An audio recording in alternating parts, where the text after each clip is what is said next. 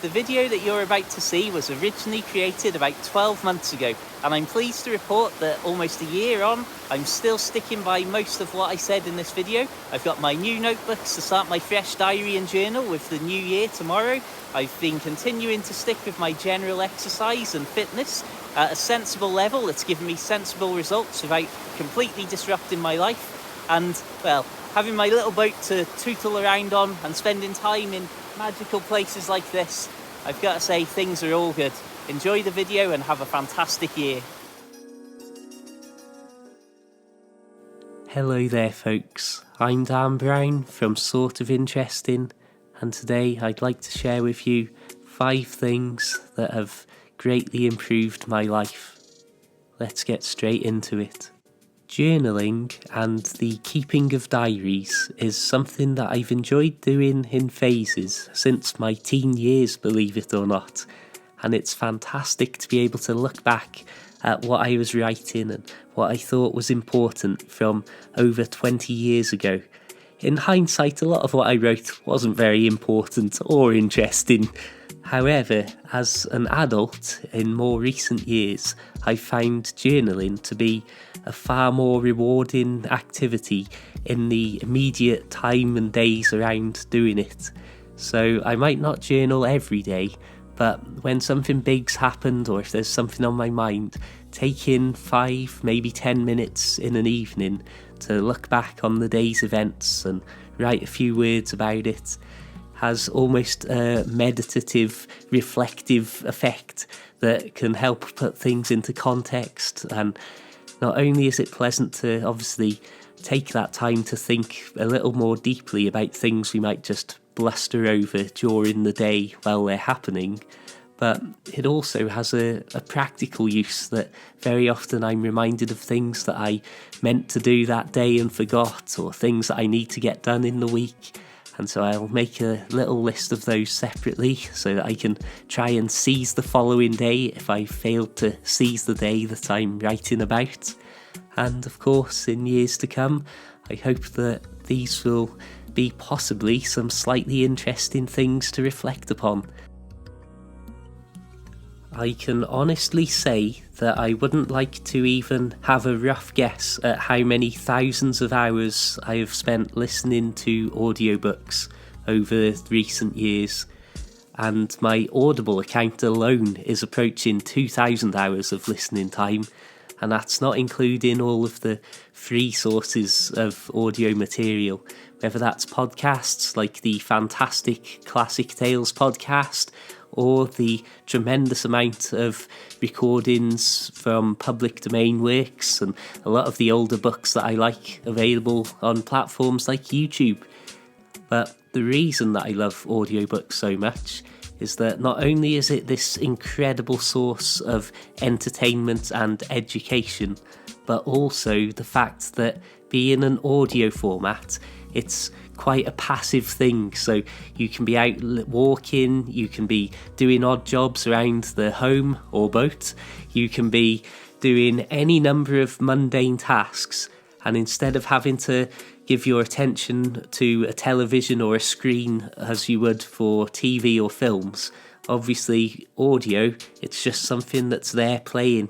And that is, to me, an absolutely incredible bonus to add to many of the many hours of boring things I've done, and all of the hours of cleaning and all the commuting and goodness knows how many other moments that we might just idly sit around doing nothing. I've managed to sneak a little bit of entertainment and a little bit of education maybe even into those.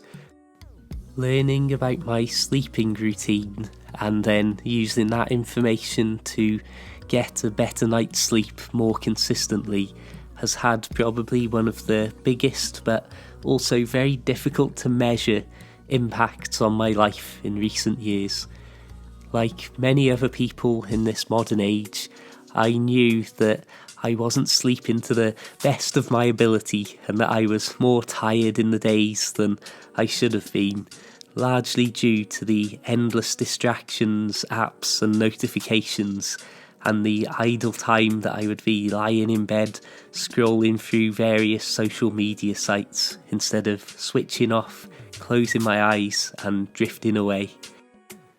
There are a large number of differing opinions out there about sleep and what the optimal amount is, and different things that affect your productivity and feelings of sluggishness throughout the day. And I would never dream of trying to advise people individually from a single YouTube video.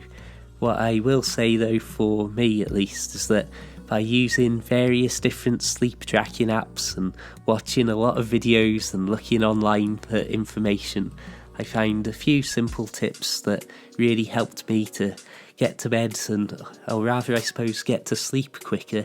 and get in that 7.5 hours or so that for me personally seems to be an optimal amount of sleep, especially with my love of early mornings, but more on those in the future. Similar to sleep, another area that has really had a positive impact in my life and how I feel on a day-to-day basis has got to have been learning a little bit more about food and putting that into practice in my diet. Now, most of us will know the basics about calories and eating more than you burn and burning more than you eat and so on, but just something as simple as learning more about the macros of food, whether they are X amount of percentage of fats, carbohydrates and proteins, and then taking that information and seeing just how hollow some foods that we may like and eat a lot of are, as opposed to some foods that we may like but not eat many of, has really helped me shift my diet around in a positive direction. And often, due to the macro makeups of these foods, I'll feel like I'm actually fuller and eating more in a strange way than when I was eating some of the more hollow foods.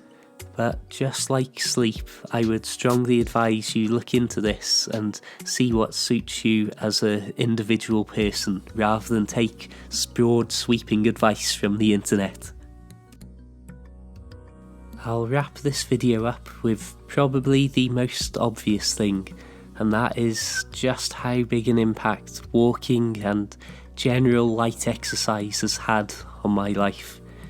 Now, I'm somebody who's been tremendously lucky to live on boats and spend a lot of time in the great outdoors, so as a standard part of my life, I got to walk and cycle for literally thousands of miles a year. Now, I would never advise anybody to try and become some kind of endurance athlete out of nowhere, but in more recent times, I've been getting into weight training, which is a field I have zero experience in, and so starting off very, very gently with that and slowly building up over months, I've found it again to be a beautiful sort of moment of peace to just take time out to work on myself in a physical way. And whether that's a psychological thing more so than a physical improvement, it at least has that confidence and morale boosting element to know that I'm working on something positive in a physical sense and trying to keep in shape, whatever that might mean to you. And that's something that I think, even as a pure placebo, to feel more positive about myself and to feel more positive about achieving something with my day, even if it's just half an hour in my little home gym that I'm constructing, there is something very rewarding about that. Thank you for tuning in, my friends. Please do check the links in the description and my other videos for more beautiful scenery from the beautiful rural countryside I've been lucky enough to spend so much of my life amongst. Keep it interesting, keep it boat worthy, have a fantastic day, and farewell.